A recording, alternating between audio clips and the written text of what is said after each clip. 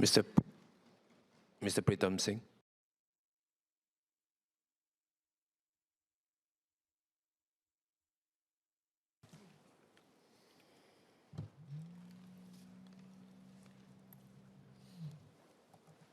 Mr. Speaker, my speech titled Taking Care of Our Own will cover three issues.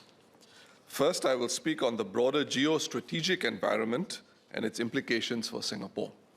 Secondly, I will discuss the point made by Deputy Prime Minister Gan Kim Yong over the Economic Strategies Review's mid-term update that GDP growth may not translate into jobs for Singaporeans, before discussing the budget announcements pertaining to AI, skills upgrading and opportunities for our workers. Finally, I will speak about the fiscal position and call for more cost of living support measures for low and middle income Singaporeans and for families with children.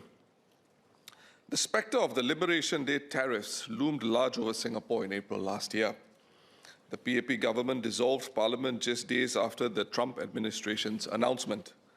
The political timing of the general elections was calculated to put the PAP in the most advantageous position, with tariff uncertainty serving as a rallying call for voters to back the tried and tested. Since then, however, there has been remarkably little information of the sectoral tariffs and their actual impact on Singapore. Despite the doom and gloom surrounding the Liberation Day tariffs, this PAP government begins its new term with what may be the greatest fiscal surplus any PAP government has seen in decades. The Trump administration has determined that the United States must rejig, reset, and in some cases dismantle key pillars of the international system that delivered decades of peace and relative stability in the Asia-Pacific. But the US nonetheless retains deep influence in the region through its military and economic ties with friends and allies, Singapore, Malaysia, the Philippines, South Korea, Australia, India, Japan, and others. Trump or no Trump, these links will continue to take significant priority and shape the strategic calculations of countries across the region. And as the US moves towards a more confrontational posture with China, temperatures in the Asia-Pacific have risen, and they look set to continue rising. The comprehensive electoral victory of Japanese Prime Minister Sanae Takaichi and the growing domestic political appetite for a more normalized diplomatic and military posture suggest that Japan's pacifist constitution, held for around 80 years, will finally be set aside. The prospect of Japan or even South Korea acquiring nuclear weapons to counterbalance China and North Korea is now closer to a probability and not merely a possibility. The increased militaristic signature reflects a regional circumstance unfamiliar to many middle-aged Singaporeans, and it remains a source of concern for them. Closer to home, recent hostilities between ASEAN neighbors, Thailand and Cambodia remind us that regional fraternity and camaraderie do not guarantee peace dividends. The heightened security environment will keep the government fully occupied. But for Singapore, the challenge is not just about managing foreign policy, it is what these developments mean at home for our society and our cohesion. PM Wong's remarks on the back of Prime Minister Takaichi's comments about Japan's interests in Taiwan's security in November 2025 are a case in point. A notable number of online voices in Hong Kong and China, including some Singaporeans, raised concern that the PM's comments were insensitive towards Chinese sentiments. This points to something we must address directly. More needs to be done to engage Singaporeans, new immigrants, and citizens of all races alike in an interactive and open conversation about our national interests. Without that, the phrase national interests risks becoming a shorthand to shut down a conversation rather than to start one. We are a multiracial, multicultural society, not proportioned equally with a growing stock of new immigrants whose loyalties, understandably, will take time to root. In this context, building resilience in our psychological defense is more urgent than ever. The Workers' Party in Parliament, reflecting the political diversity of our people, looks forward to playing a positive role in strengthening that sense of home and our unity as one people. I have ended my last two budget speeches with a call to support our men and women in uniform. It appears that our cyber defense agencies have already tasted combat in their virtual trenches, even if that domain remains shrouded in operational secrecy. As in previous budgets, Singaporeans will know there is non-partisan support for the defense-related priorities in this budget. That consensus remains clear and it holds.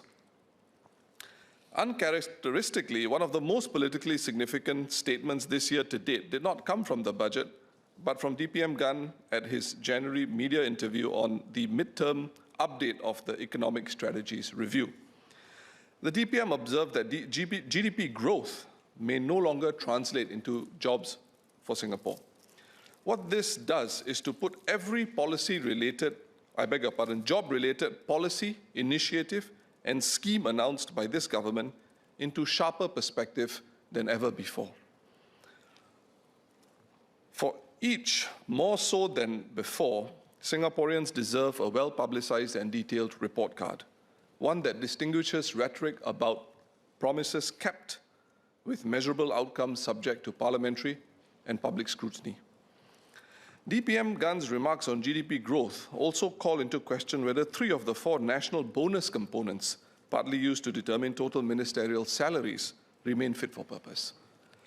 If the progressive wage model is driving income gains for the lowest 20th percentile rather than productivity, how far should it constitute a criterion of the national bonus for ministers? Is the unemployment rate among Singaporeans still the right measure? Or has underemployment among Singaporeans become a more telling and fairer gauge to assess how much bonus ministers ought to receive? And if GDP growth will no longer reliably create good jobs for Singaporeans, should it remain in the ministerial bonus formula at all? Arising from this year's budget initiatives, I would argue that the national bonus should be anchored to one objective outcome: good jobs for Singaporeans in the age of AI. AI dominated this year's budget with the first of this term of government. Yet more than 3 years after ChatGPT changed the world, AI remains an enigma for much of our workforce and many of our businesses. I will make 2 subpoints. First, the budget speaks of employing AI to facilitate end-to-end business transformation. This is an ambitious ask. MNCs and companies like DBS and Grab have the resources to experiment, to sandbox ideas, and even to absorb failure. SMEs are not necessarily in the same position. For some of them, navigating AI to improve productivity is not just challenging, it can feel impossible. I look forward to the actionable strategies from MTI on the Champions of AI program, and specifically how SMEs will benefit from it. On AI-related subsidies through the Productivity Solutions Grant and other initiatives such as the Enterprise Innovation Scheme, clear standards and requirements must be established before grants and subsidies are paid out. AI-related grants and subsidies must be ring-fenced for truly transformative productivity gains so that these taxpayers' subsidies are not gamed or abused. Singaporeans would remember the Productivity and Innovation Credit Scheme of yesteryear and how some individuals and businesses exploited it. Promoters helped to set up shell or dormant companies solely to claim PIC benefits with false documentation or listing phantom employees to meet qualifying conditions. Other reports questioned how many genuine R&D breakthroughs were operationalized for businesses through the PIC scheme, and whether they moved the productivity needle in proportion to the subsidies that were paid out. We cannot repeat that mistake with taxpayer money with this latest productivity push through AI-related subsidies. For workers, the redesign of the Skills Future website to make AI learning pathways clearer is a welcome step. At an overarching and strategic level, the AI Council must take a special interest in ensuring that AI-related outcomes are scoped properly. Because done right, this raises Singaporean businesses and workers to higher productivity. My second point covers the phrase used by the Prime Minister, because we take care of our own. That was arguably, to me, the most significant line in the entire budget speech when it came to AI's impact on workers. Last week, both Channel News Asia and the Straits Times ran a Financial Times opinion piece by Sarah O'Connor in the online and print mediums respectively, titled, "We Have to Stop Calling Some Jobs Low-Skilled." She wrote that nobody, not your teachers, not your parents, not even the OECD's head of skills analysis, knows which skills will be most valuable tomorrow.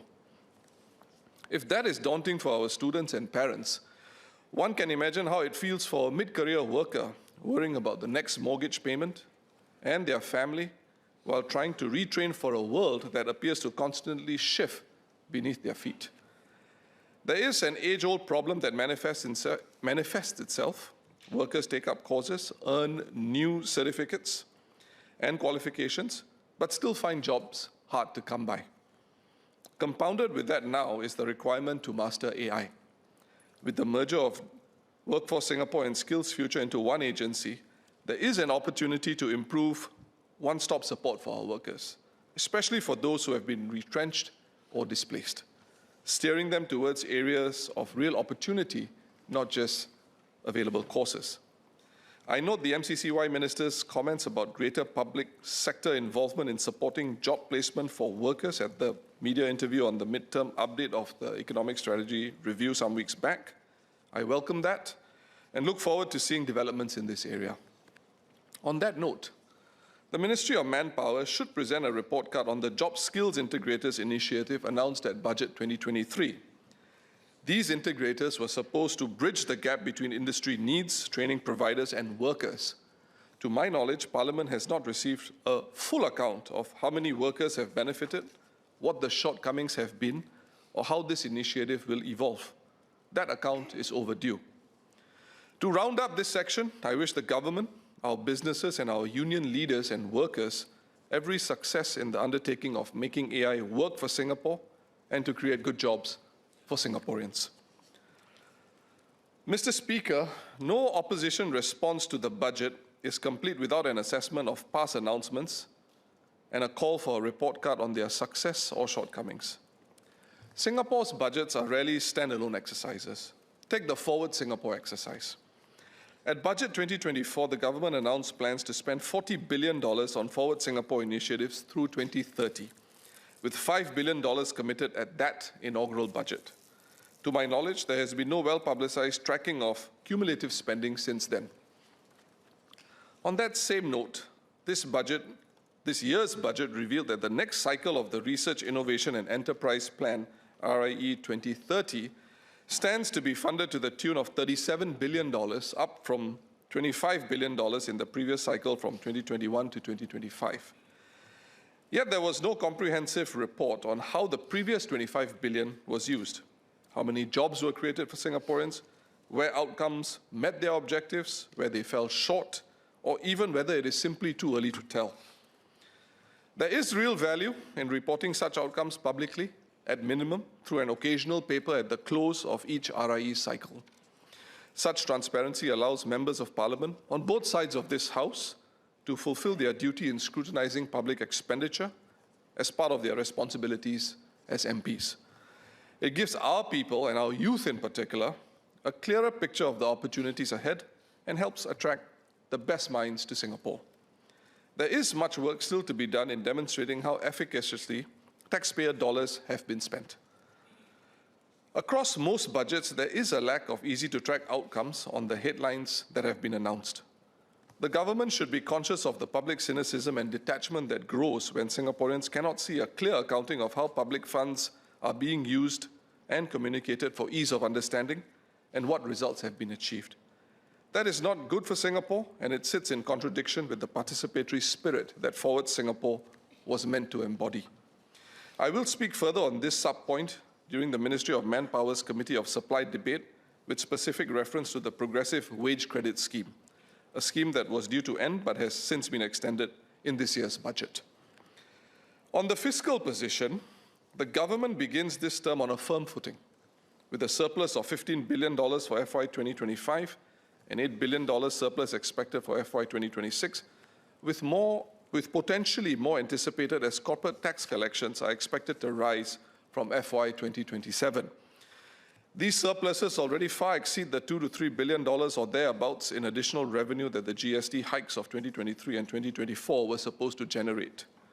There will be significant public interest in how these surpluses are ultimately deployed, especially given the pressures of an aging population and the persistent concern over inequality. Before I turn to address some specific measures in the budget, it is worth noting the results of NTUC's own 2026 Survey of Economic Sentiments, released last month. The findings are instructive. The top concern cited by 37% of workers was wages not keeping up with the cost of living. Second was having enough savings for retirement at 28%. Job security came in third at 19%, followed by caregiving demands at 9%, and concerns about AI disruption at 6%. These are not abstract anxieties. They are the lived concerns of working Singaporeans, and they should shape how we evaluate what this budget delivers. I believe more should be done to assuage cost of living concerns of Singaporean workers and families. On cost of living, this budget introduces yet another tranche of CDC vouchers. Singaporeans can be forgiven for treating the scheme as a permanent one. It was not originally conceived as such when CDC vouchers were set at $100 per household. With another $500 tranche to be disbursed in 2027, the time has come to refine the CDC voucher scheme to better help Singaporean families. Currently, the vouchers are distributed on a per household basis regardless of household size. That is not equitable. A household of 2 individuals receives the same as a household of 5. I propose a simple and targeted adjustment. Retain the $500 base for all households of 3 members or fewer. For owner-occupied households with more than 3 members, provide an additional $150 per person. Based on the average Singapore household size of 3.06 persons in 2025, this is a modest and practical refinement, one that better reflects the actual cost of living burden larger families carry. On families with children, this budget raises the monthly household income threshold for student care fee assistance to $6,500. I welcome the expansion in reach, but I ask the government to also review the subsidy calculation framework in favor of greater subsidies as it reviews this sector. Before the budget announcement, there were 11 subsidy tiers for households earning between $1,500 and less and $4,500. The top tier provides a 98% subsidy up to $295 per month. The lowest provides just 20% or $59. This can be simplified further, starting at the new LQS figure of $1,800 and below, with perhaps 2 to 3 additional tiers to better support parents with school-going children, with the lowest tier receiving at least a 50% subsidy. Alternatively, the preschool subsidy framework provides all qualifying families with a meaningful base subsidy regardless of income, with additional support determined by income. That design is both simpler and more reassuring to families navigating the system. I ask the government to consider a similar approach for student care subsidies. The redistributive cost is relatively modest, especially when we consider our chronically low total fertility rate, but the impact on families and their confidence that the system is always working for them would give the reassurance of a more generous helping hand. In conclusion, this budget was delivered against a backdrop of genuine uncertainty. A shifting global order, the disruption of AI, and the anxieties of working Singaporeans who worry about whether their wages, their savings, and their children's future will keep up, to say nothing of the continued relevance of some jobs, particularly entry-level ones. In this context, taking care of our own represents one standard by which all government policies will be unpacked, measured, and scrutinized by the Workers' Party in this term of government. Mr. Speaker, the Workers' Party supports Budget 2026.